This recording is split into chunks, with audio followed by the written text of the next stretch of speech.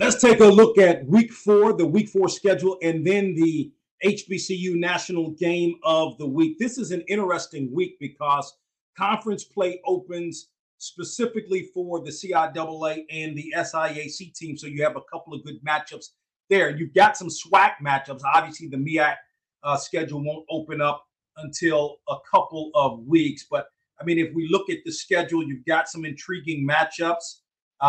You've got, for instance, the Winston-Salem State and Virginia Union matchup. Now, this is a matchup of two one-loss teams. Virginia Union actually had an off week last week.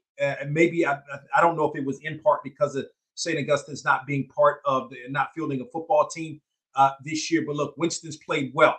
Winston beat Ohio Dominican last week, 2 weeks ago, or the opening week. Was able to defeat Bluefield State relatively handily and lost to A&T in overtime in Greensboro. So look, Winston-Salem State is playing well. I like this Winston-Salem State defense, especially the front four. And that front four is going to have to come to play when you're facing off against a guy like a Jada Byers, one of the best running backs, regardless of division. I mean, you could look at the Fayetteville State-Elizabeth City State game because Elizabeth City State is playing well. This is opening CIAA matchup for both teams. Fayetteville State took one on the chin last week against Valdosta State. Meanwhile, Elizabeth City State has already won 2 games. I thought this was an Elizabeth City State team that was going to be up and coming in this year. And so far, they have definitely played to that level, no doubt about that. So I've got to go back. My apologies. The Virginia State game. It's Virginia State and Winston-Salem State, not Virginia Union. Virginia State and Winston-Salem State. Still a tough game. I mean, Virginia State, look, took Norfolk State, gave Norfolk State all it could handle, definitely playing up. Look at the Howard-Hampton game, the Battle of the Real HU. I mean, look, it's an important game, I think, for both teams. It's a non-conference game. But, if you're Howard, you had a nice win against Mercyhurst. You had a nice win against Morehouse. If you're Hampton, you took one on the chin to Morgan State, but you came back, you beat Virginia Union, and you obliterated Norfolk State. So I think this is really a true test for both teams. The Aggie-Eagle rivalry, A&T and North Carolina Central. Both teams coming into this game 1-2 on the season. That is unusual. Walker Harris at the quarterback position for the Eagles has gotten off to the slow start, but one guy that hasn't is Jamari Taylor, the running back. He's one of the best, good receiving core, good offensive line. I like what the Eagles bring to the table from an offensive standpoint. Defensively, A&T's got a really, really good secondary, but again, it's up front in the running game. Look, A&T as a team gave up in excess of 500 yards of total offense to Delaware. Let's reverse things there. If you look at the North Carolina Central defense, it's not the same defense like we've seen in years past. Meanwhile, A&T's quarterback, Kevin White, he continues to get better every week. He's a sophomore. He's got this will be like his 7th or 8th start, something like that. The A&T running game's good, but Kenji Christian did not play last week. Kenji Christian had over 100 yards rushing against Wake Forest, the opening game, 80 yards against Winston-Salem State. He didn't play. He got hurt in that game, then didn't play this past week against Delaware. I think if A&T definitely is going to need to have a Kenji Christian to have a chance of winning this football game, and it should be a really, really good football game. But the game that's the HBCU National Game of the Week, it's got to be the matchup with Jackson State and Grambling. You're talking about 2 teams. This game is going to be played in Grambling. You're talking about 2 teams that are coming off emotional victories. Grambling against Texas A&M Commerce, and Jackson State just really beat Southern pretty good. That's always a really good rivalry game.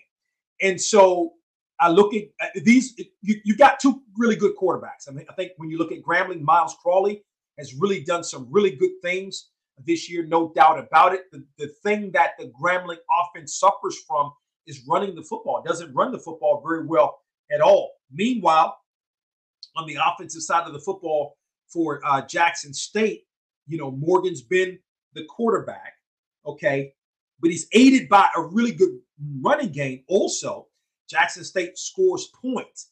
Also, Jackson State has been able to put up some points, 58 points against Lane, 33 points against Southern, even put up some points in the loss to Louisiana and Louisiana Monroe. I mean, put up 14 points, but again, only 30 points. And then on the defensive side, I look at Jackson State.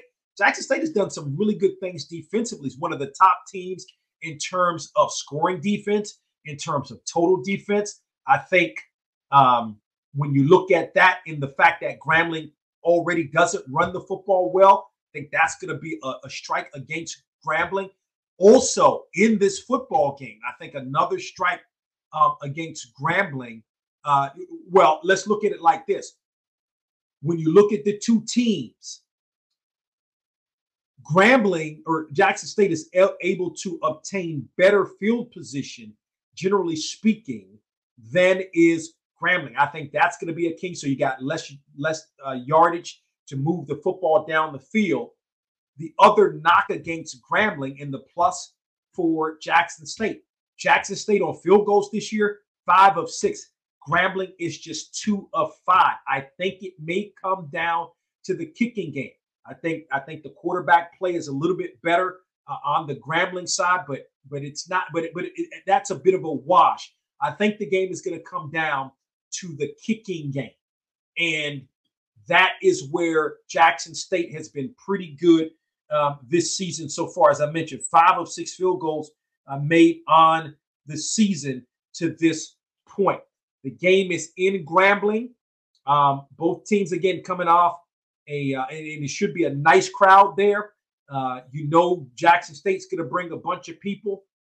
This is a conference game, a conference opener for both teams. This rivalry goes back a long, long time. You remember the whole Grambling thing where the student athletes walked out back in 2013, didn't play the game.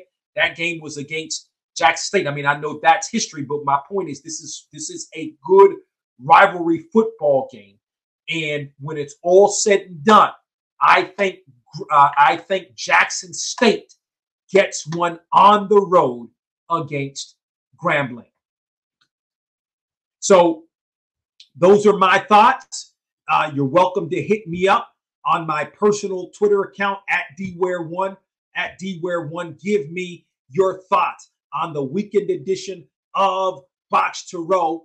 We're going to preview more of some of these games. We're also going to take a look back at some of the games from last week. And one of the things we're also going to do, Box to Row Countdown to 20, we're going to take a listen back at a conversation with the legendary Willie Jeffries, so you don't want to miss that conversation. You can watch Box to Row listen to Box to Row beginning on Friday, 6 p.m. Eastern, 5 Central. That's 3 p.m. Pacific time on Sirius XM College Sports Radio. That's channel 84. You can also listen Saturdays, 9 a.m. Eastern, 8 a.m. Central time, and 6 a.m. Pacific time on Sirius XM channel 142, the HBCU channel. You can also listen on a radio station near you. You can visit our website, boxtorow.com, to find a radio station in your area that carries the program.